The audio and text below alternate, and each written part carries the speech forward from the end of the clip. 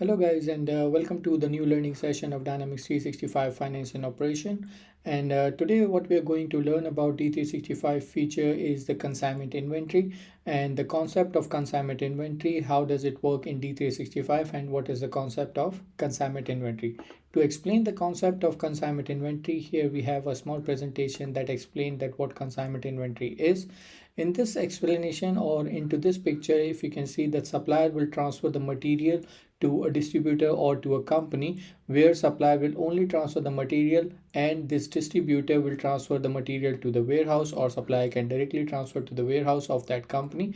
In this sense, the company will not own the value of those items or for those pieces if it is a single item, but surely they will have the physical item for the supplier in their own warehouse. And once they have once they have an order, they can change the ownership from the supplier to their own company, so that they can procure the item from the supplier in a normal way, which is the procure to pay process. And how does it work in system? This is basically what we are going to see in today's session. To have the scenario available in the system, there are some prerequisites that we need to concern or we need to think about. And these are the 5 prerequisite setups that we need to learn first before we jump on to the scenario itself. The first one is the tracking dimension. The tracking dimension of the Dynamics 365, we all know the tracking dimension is batch, or if it is a serial or something. So there is a specific tracking dimension for the ownership. And to see this, we have product information management under setup, dimensions, and tracking dimension group.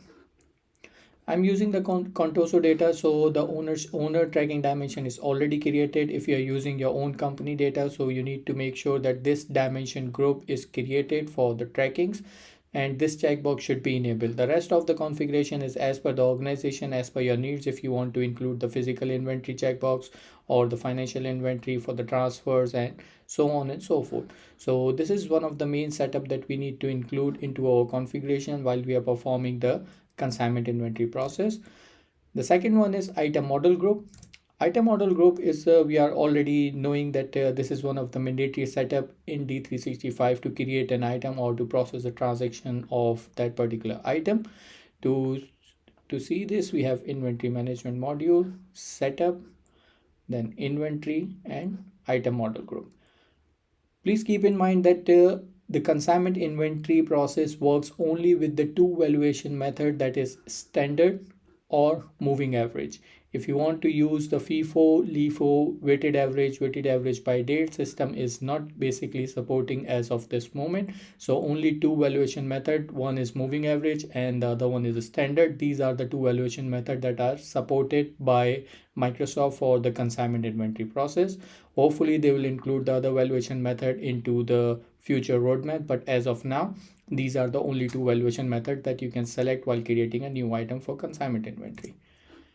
Moving on to the third one is the release product itself with the correct tracking dimension group. So let's quickly create an item for us. And to create an item, we'll go on to product information management, release products. I'll create a new item called OP00001. You can have your own number sequence. The name of the product is test 001. Here, as I explained, that if my item model group, let's say, is right now selected as FIFO item group, I will select randomly, and the storage dimension is site warehouse. And if I select the tracking dimension group as owner and click OK, system will give me an error message saying that the tracking dimension group for this item is owner enabled and you can only use standard or moving average valuation method. So this is just to explain the scenario that I just explained in the words, that only we can use standard or moving average. So for this example, I'm going to use moving average. Rest of the setups are fine and I will click OK. Once this is done, the next setup is the trade agreement. This is the optional setup that you can do because once you receive an item from the supplier, you need to agree on to the price that if we are going to use these items, for how much you're going to sell it to us. And once you change the ownership into the system will directly create a purchase order for you with that supplier, and the status of that purchase order will be into received status. So it's obvious that you need a price to procure an item, and to do this we will go under purchase and create a trade agreement. And to create a trade agreement, I will quickly create a trade agreement for pricing lines.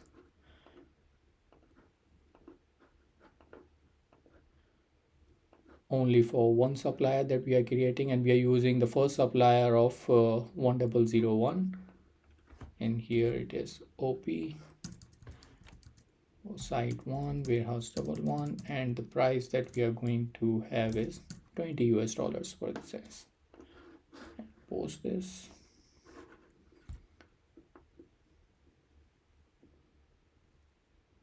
So now the price journal is being posted, trade agreement is done. Now the next and the last setup is the inventory owner setup. To set up this owner's inventory, you need to go under your inventory management module, under your inquiry and reports, tracking dimension, and inventory owners. Once you click on this inventory owners, you will have all the inventory owners available here. If you have the completely new legal entity, so only the legal entity that you're working in, I'm currently into USMF, so this will be available for you, and all the rest of the things that I have added for my testing purpose. So you can add the new supplier from here. This will give you the entire list of your suppliers, and the supplier that we are dealing currently is 100, which is already added here, so I'm not going to add it again. So here, this is how you can create your owners onto your inventory owners. Now to create an example, now once you have an agreement with the supplier that we are going to receive 10 products or 100 units of this particular item that we just created, and with the price of 20, if we are going to use this to create this replenishment order, you need to go under procurement and sourcing module. Under procurement and sourcing module, you need to go under the consignment and consignment replenishment orders. You can click on this consignment replenishment orders. It will give you the list of all the orders that are already created with the status. Once it is completed means once the product receipt is posted. Product receipt is again the same concept of the purchase order product receipt, that you have received an item. So we will create a new one with the vendor 1001, site and warehouse, and okay. Let's add an item OP with the quantity of, let's say, 10. Now here, this is the requested delivery date, confirmed delivery date. If you can just imagine, this is exactly the same form as your product receipt form, or you can say the normal purchase order line form. Once this is done, you can simply the items have arrived into your warehouse or into your organization. You can click on this product receipt. This is again the product receipt number, test 009, for example.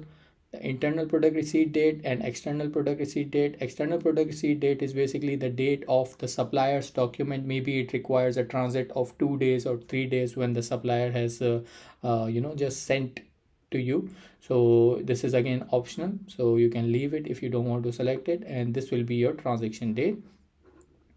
Out of the replenishment order, if you want to receive partial, you can receive partial also. You can receive, and as soon as I change, so you can see the delivery reminder has been changed here from 0 to 5, because I'm just updating 5 here. So here in this example, I'm going to receive the full, and then I will click OK. So now the product receipt journal has been created with the product receipt number, date, etc. So now let's go and see the inventory status of this item.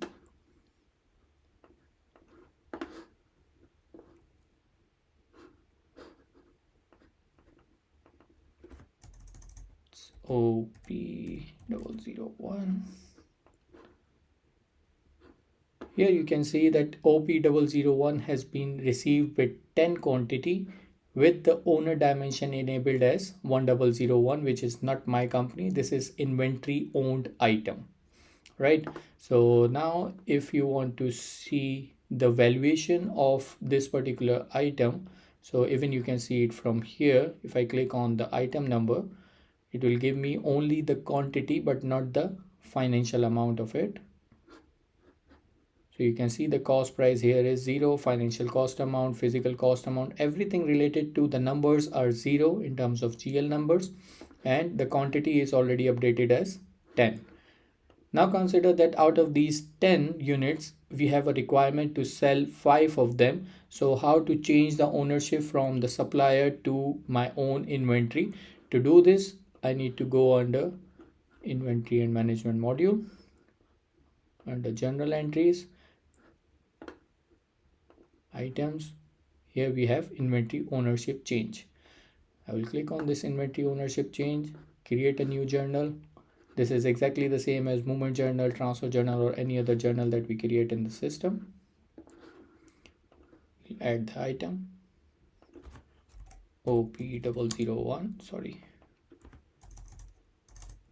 OP001. From and to dimensions, obviously you need to specify. From owner, you cannot change to owner here because it will come from the legal entity that you are dealing in right now.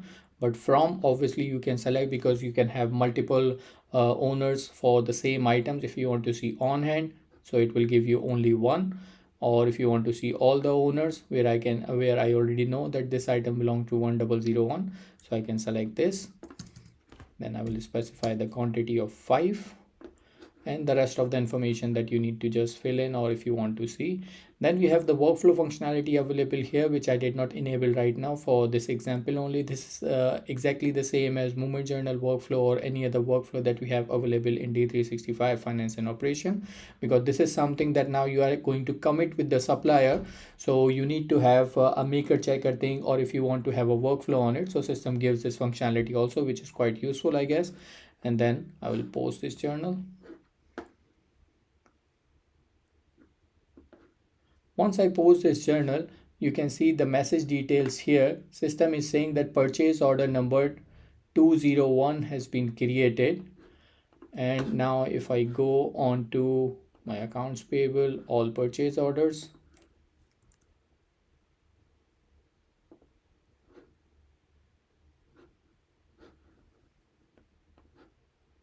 and let's find this purchase order.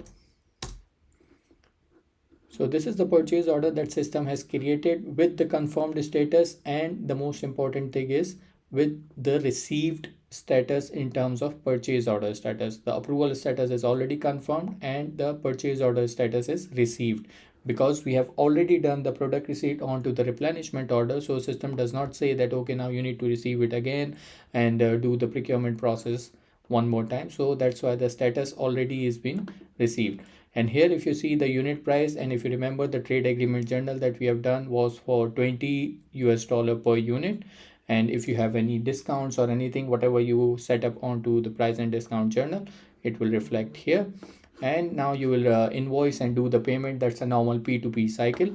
And if I go back onto my inventory now and hit the refresh button, so now 5 inventory is with the owner and 5 inventory is with my company. And let's see now the financials of these 5 one by one. The first one I will see for supplier again. If I click on this, again the financials are 0, because it is again the ownership, physical ownership is with the company, but the financial ownership is still with the supplier.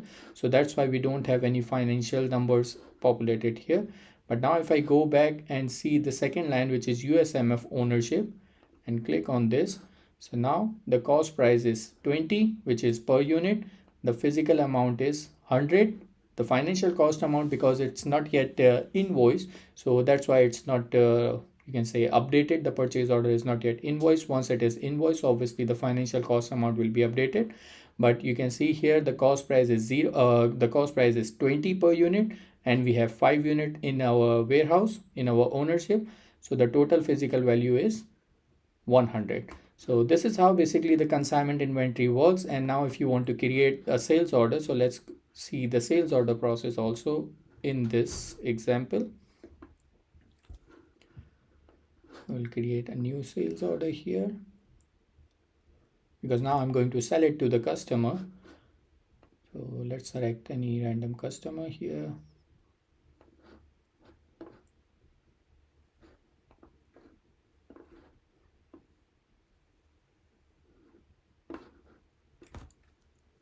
P001. The site and warehouse, for sure you will select the unit. Let's say I'm going to sell 3 out of 5 because I've received 5. And now the unit price, the cost price is 20. Let's say if I put it as 40. And now if I go and scroll to my extreme right, you can see here the margin is updated with 50%. That the margin alert is updated because system is now rectifying from my on hand inventory that I have this particular item as 20 available as my cost price and I'm selling it as 40. So there is a margin percentage here. Plus if I go on to my products under my line details, I can see here the owner is already specified as USMF. So for example, if there was a question in your mind that once I receive the replenishment order, if I want to sell, so you cannot sell the replenishment order once the replenishment order is received with the ownership of a supplier, because you cannot select the owner here. But system will only show you that yes, the line that you are selling or the quantity that you are selling is belong to this owner, because you have the tracking dimension enabled here. So this is how basically the consignment inventory works in D365. I hope you will learn something new. You have learned something new into this video. And for the next video, please stay tuned. And if you have not subscribed yet, please do subscribe and follow the channel. Thank you very much.